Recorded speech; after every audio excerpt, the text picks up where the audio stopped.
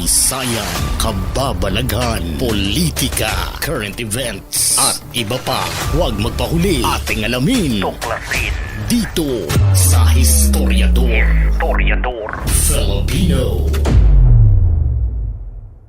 Maraming dahilan kung bakit naaawa pa rin ang ilang tao sa mga kriminal kahit malinaw na mabigat o paulit-ulit ang kanilang mga kasalanan, lalo na kapag nakikita sila sa media. Kapag may interview o footage na umiiyak ang isang akusado o nagpapakita ng takot at pagsisisi ay nagiging mas tao sila para sa paningin ng publiko. Natural sa tao ang empathy. Kahit mali ang ginawa, ay nakaka-relate tayo sa emosyon tulad ng takot, lungkot o pagsisisi. May mga taong mas naaawa hindi dahil tamang kriminal, kundi dahil sa public shaming at kakulangan sa due process. Minsan ang awa ay para sa kalagayan ng pagiging tao at hindi para sa krimen mismo. Ito nga ngayon ang nangyari sa self-confessed trilyonaryo ng Pinas na si Norman Mangusin o ang nagpapakilalang anak ni Apo at siya raw ay si Francis Leo Marcos. Matapos maaresto at iharap sa media ay nagkaroon ng reklamo ang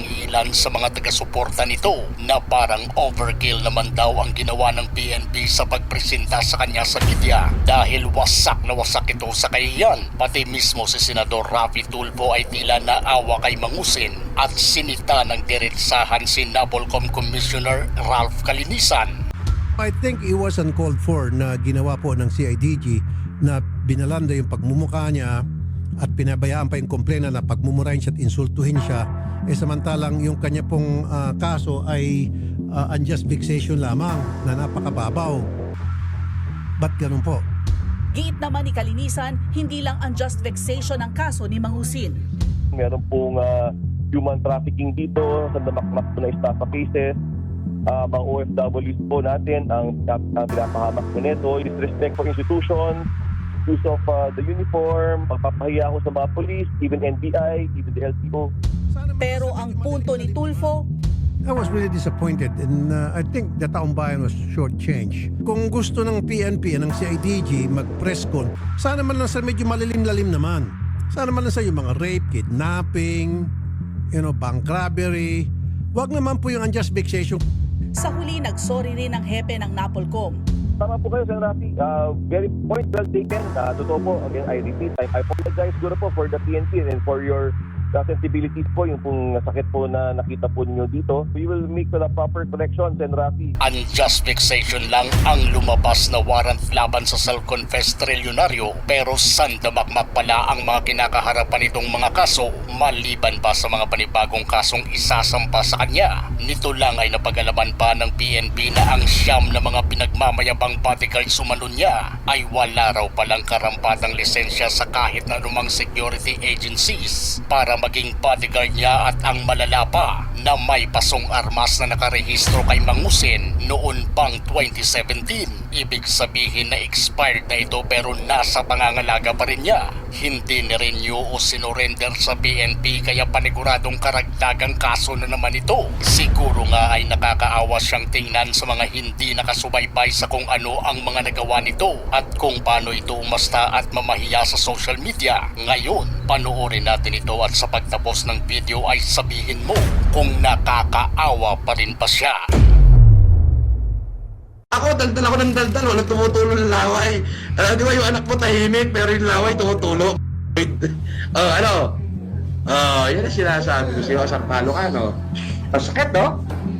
Ang sakit sampalin ng katotohanan, no? Na may kang anak, tapos umaasa ka lang sa 40s dyan sa Hawaii. Hindi ka ba naman naging lahi ng kabububuhan, di ba? Tarantaduhan niya, sa anak niya tumubo, ayun, pareha sila. Child. Tuloy! Yan ang pagkakamaling ginawa mo, Kulao. Ulul! Pagkakamaling ginawa mo, Bonggong! Child kayo ng anak mo. Parehas kayo, di ba? Child? Pagkakamali ka pang nalalaman, nuknukan ka ng kaduwagan. Oo, nuknukan ka ng kaduwagan. Child. Kayong dalawa ng anak mo, child, kasi yung kaululan mo sa anak mo tumubo. Yan si Eloy Barrientos o si Mighty Buraot. Ay, may anak nga yan, Eloy. Pagandahin pa ba natin yung words? Child, Lloyd naman. Yung litrato ng anak niya, nandun magkatabi sila, tululawa yung anak niya. For information mo lang, yung regional director ngayon ng Region 2, si General Maralag, dating bantay bahay ko lang yan nung nakakulong ako. Oo, siya yung bantay bahay ko, yung tigadala ko ng damit nung nasa kulungan ako. Mabuting tao rin naman yan. As in, masasabi kong bata ko talaga yan. Hindi naman tayo kasi bobong katulad niya. Yung kernel nyo, walang bearing yan ha. Pag sinabing walang bearing, wala talagang bearing. Tae lang din yun, yung kernel nila na yun. Pwede ko pahirapan yan eh, pag ginusto ko. Bibidyohan ko pa na sinasampal ko sa mukha yung kernel mo. Kernel Maralag, kayo nagwawalis. Walis ka muna. Pakita natin, mambira. The cleaner and the bartender. Yan yung aking cleaner. Si Kernel Maralag. Okay. Diyos ko, yung mga anak ni Bongbong, walang matinuto kahit si Sandro. Matuwala. Ang gaganda nilang tignan pagdating sa photo operation. Pero ako, lasinggero, lalo yung pinakabunso, si Vincent. Puta ko makalaklak ng nangingigarilyo pa. Di kupel ka, Marcos Lacanilaw. Malaki kang kupel. Kalbong putok sa buho. Unggoy kalbo. Ay! Kalbo, magpiluka ka naman! Palo ko na lang sa ulo mo yung plaka. O ipanguya ko sa'yo. Meron mga taong gobyerno pa nga eh. Ang daming taong gobyerno. Akalain mo na wala silang sariling identity. Nakaupo ka na sa gobyerno, hindi ka pa sumikap. Di ba? Tapos gagawin mo, idadrag mo yung pangalan ko para kumuha ka ng atensyon. Kupal. Atakihin ka rin. Pag inatake ka, marirealize mo sa impyerno punta mong animal ka. Kaya ayan na yung FBI raid, balala. Ulol! Sampalin pa kita, idamay pa kita, sampalin ko. Sige, papuntahin mo rito. Sampalin ko kayo pare-parehas. Diyan na daw FBI. Ulol! Unggoy! Takot nga sa akin yun eh. Nadamay mo pa FBI, takot nga sa akin yun. Sige, magsumbong ka. Pupunta ka rito, dalawang NBI, sasampalin ko kayo, pati yung NBI na dadalhin mo rito, sampalin ko sa mukha hanggang sa dumugong uso. Kaya record mo yung sinasabi ko. Pupunta ka rito, sasama mo yung NBI, sampalin ko kayo, pati yung NBI na isasama mo rito, papuputokin ko ang uso. Huwag ka daw magkakaso, baka daw masilip ng NBI. Taka! Paguntogin ko pa silang dalawa. Damay nyo pa yung NBI na nahimik. Hindi, malaki galit ko dyan.